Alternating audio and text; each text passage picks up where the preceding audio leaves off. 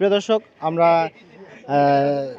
বৈষম্যবিরোধী ছাত্র আন্দোলনের পরেই আজকে আর কাঁচা বাজারের পরিস্থিতি জানবো। তো আমরা বিভিন্ন জায়গায় ঘুরে দেখলাম কাঁচা বাজারের পরিস্থিতি। দিন দেশে আমরা চলে আসলাম পাটগ্রাম কাঁচা বাজারে। প্রিয় দর্শক, বিগত দিনের দামের তুলনায় বর্তমানকার বাজারের পরিস্থিতি স্বাভাবিক বলে জানিয়েছেন দোকানদার ও ক্রেতারা। পেঁয়াজ পাইকারি বেচতেছি আমার হলো 94 টাকা, খুচরা বেচতেছি 100 টাকা বাবা। রসুন রসুন বেচতেছি, দেশিটা বেচতেছি 200 টাকা কেজি, এলসিটা বেচতেছি 180 টাকা কেজি, শুকনো মরিচ বেচতেছি 400 টাকা কেজি, 110 টাকা পোয়া, 250 গ্রাম।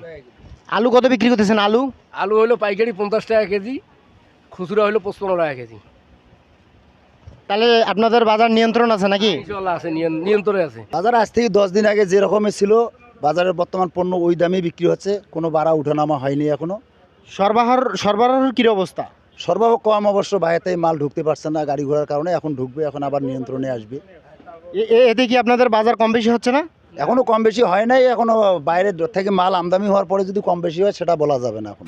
প্রিয় দর্শক, বাজার ঘুরে জানতে পারলাম আলু বিক্রি হচ্ছে 50 থেকে 55 টাকা কেজি, পেঁয়াজ বিক্রি হচ্ছে 100 থেকে 110 টাকা কেজি, বেগুন বিক্রি হচ্ছে 40 থেকে 45 টাকা কেজি, শুকনো মরিচ বিক্রি হচ্ছে 420 থেকে 440 টাকা কেজি। প্রিয় দর্শক, কাঁচামরিচ বিক্রি হচ্ছে 240 থেকে 300 টাকা কেজি।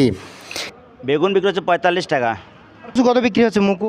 45 টাকা কেজি, খুচরা খুচরা 50। বাজার কি ঠিক আছে? কাঁচা বাজার তো দাম একটু বেশি ভাই, আর আমরা ব্যবসা করি ঠিক আছে, কিন্তু কাঁচামাল নিয়ে যাওয়ার মতো, নিয়ে যে বেচেবার মতো কোনো বুদ্ধি নেই। সাইদ হাসান সবুজ, আলোকিত টিভি, লালমনিরহাট।